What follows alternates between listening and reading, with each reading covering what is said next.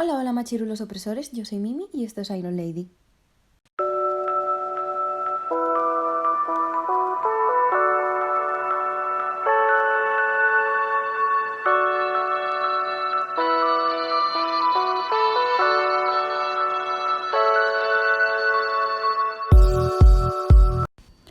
Hace poco he vuelto a mis raíces y, pasando por enfrente de mi antiguo instituto, recordé los años de adoctrinamiento que pasé allí.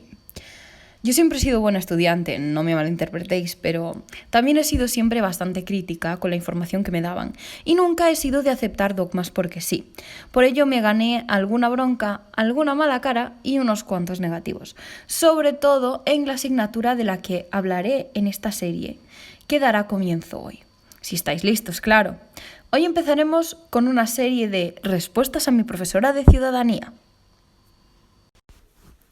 Si quiero mirar atrás y ver dónde empecé a darme cuenta de que algo no estaba bien, creo que fue la primera vez que escuché decir a mi profesora de ciudadanía, cuando yo tenía como 13 años, que a ella le horrorizaba muchísimo cada vez que llegaba la Navidad y entraba en una juguetería para comprarle regalos a sus niños. Algunos pensaremos que sería por los precios desorbitados que tenían algunos juguetes, como los cuentacuentos que valían un puto pastizal, pero no.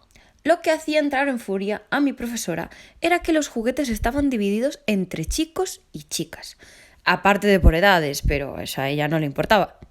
Para ella lo preocupante era como el supuesto fantasma del patriarcado estaba forzando a las niñitas a jugar con muñecas y cocinitas, mientras que a los niños se les daba muñecos fuertotes, coches de carrera y estas cosas. De nada valía que le dijeses que los intereses femeninos y masculinos vienen más bien definidos por una necesidad biológica y de pura supervivencia de la especie, porque ¿a quién se le ocurre pensar que, al igual que en los animales, los roles de sexo son, en la gran mayoría de veces, definidos para ayudar a la supervivencia y mejora especial, y no un resultado de un fantasma llamado patriarcado que inunda todo y que nos ha sido inculcado desde pequeñas? Después de algo más de 10 años desde ese primer incidente, mi pensamiento inicial no ha hecho más que reafirmarse. Hay tantas evidencias que nos muestran que la gran mayoría de roles de género son puramente biológicos, que es casi una fantasía pensar que todo lo que nos interesa a las mujeres y todo lo que les interesa a los hombres ha sido predestinado por una suerte de ente patriarcal que nos controla. Ese incidente simplemente fue un primer sabor de boca de la suerte de justicia social que esa profesora y muchos otros nos intentaron inculcar clase tras clase.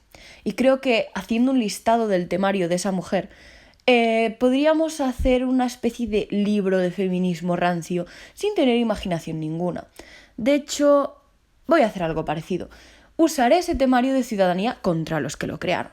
Me he propuesto desmentir cada puta letra de esos libros que me tuve que tragar durante mi adolescencia.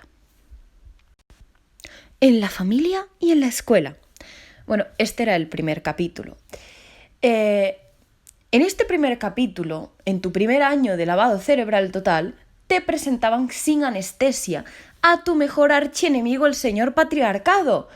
Los primeros párrafos te hablaban de cómo el afecto en tu familia era un constructo social y que si tu mami hacía la comida y tu papi trabajaba fuera, estaba mal, porque tu familia era heteronormativa. Lógicamente, te lo presentaban mucho más amigablemente, con unos términos más fáciles de entender para un chavalín de 12-13 años. En ese momento tu profe te preguntaba qué era la familia, mientras nosotros contestábamos que nuestros seres queridos, aquellos que nos cuidan, los que nos aman, aquellos que nos hacen sentir seguros y cómodos en todo momento, ella te plantaba que realmente las familias eran constructos sociales.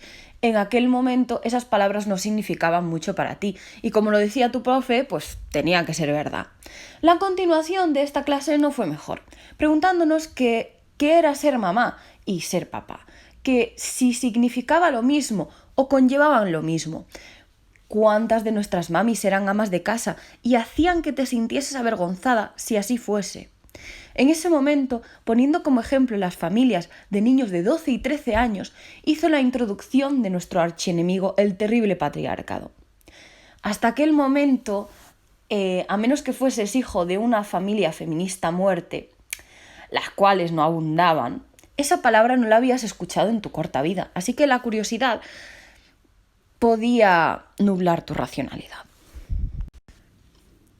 Las siguientes clases fueron escalando muy rápidamente, hasta que nos encontramos con esta mujer plantándonos en nuestros pequeños cerebritos toda la propaganda feminista habida y por haber. Clase a clase veías cómo los rostros de los niños iban cambiando cada vez que esta mujer hablaba, y veías cómo la gran mayoría de estos empezaron a no sentirse atraídos para nada por la idea de ir a estas clases que los humillaban cada vez más. Uno de los acontecimientos más curiosos pasó cuando llegamos, después de poco más de un mes de clases, al capítulo que se titulaba Hablemos de lo que siempre se calla. En este capítulo comenzaron a desmontar en nuestras pequeñas cabecitas la imagen que todos teníamos de las familias y nos las presentaron como una pirámide de opresiones.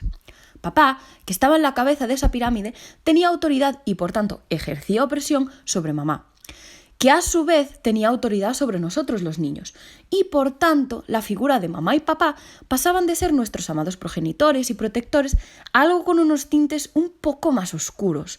Ya no solo eran papá y mamá, eran nuestros opresores, que como se habían criado en otra época y tenían unas ideas supuestamente retrógradas y anticuadas, nos oprimían con ellas. Este paso desestimaba delante de nuestros ojos cualquier intento de nuestros padres de corregir la propaganda que ellos estaban metiendo en nuestras cabezas, ya que si nos corregían, estarían, a nuestro parecer, oprimiéndonos.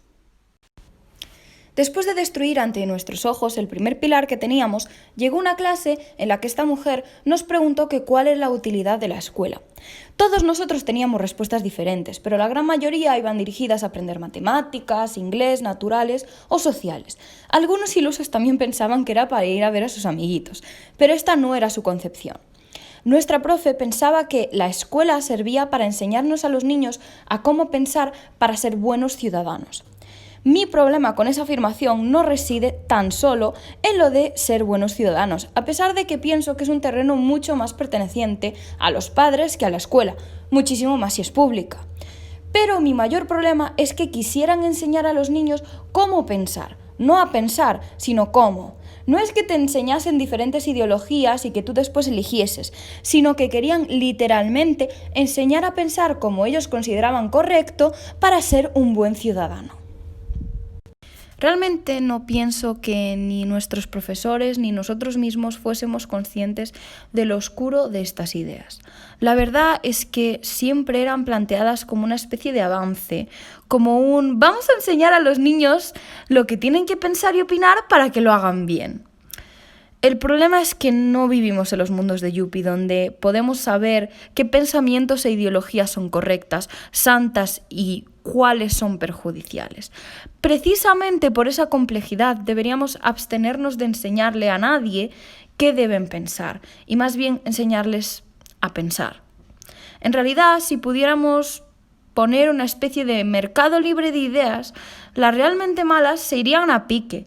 Todas las ideas desastrosas han necesitado de dos cosas para ser aceptadas: propaganda y llegar al poder, ya sea por engaño o por la fuerza. El nazismo llegó al poder a través de la propaganda y la promesa de pan y trabajo. El comunismo llegó al poder en Rusia con propaganda y una guerra de por medio, al igual que el franquismo. Si tu idea de cómo debería ser el mundo es buena, no necesitas comerle la cabeza a la gente, y mucho menos a los niños. El sentido común no necesita propaganda. Pero tristemente estamos viendo cómo nuestras escuelas públicas se están convirtiendo en organismos de lavado de cerebro. No pienso que ni religión ni educación para la ciudadanía deberían estar siendo enseñadas en nuestras escuelas. Porque ¿por qué fondos públicos deberían ser destinados para el lavado de cerebro en cualquier dirección? Lo que acaba pasando en estos casos es que si uno mete las narices, lo acaban haciendo todos. Por eso en España hace unos años parecía que teníamos una reforma educacional por legislatura de cada partido, lo cual es totalmente ridículo. El mayor problema que acabamos teniendo con la educación pública es que acaba siendo el escaparate de la ideología de turno. Se convierte en el gobierno de turno intentando inculcar sus ideas propias a los niños. Esto ha sido todo por hoy. en esta primera parte de la serie, la cual llevaba tiempo queriendo hacer, ya que este adoctrinamiento que no solo yo, sino la gran mayoría de los chavales de mi edad pasaron, y a día de hoy lo siguen sufriendo miles de niños y adolescentes, ha tenido unas claras consecuencias, hechas carne en el gobierno actual, ya que la mayoría de la gente entre 20 y 30 años vota a la izquierda que lo adoctrinó cuando niño y los apoyan ciegamente. Bueno chicos, espero que tengáis un día muy fachero, un beso y ¡chao!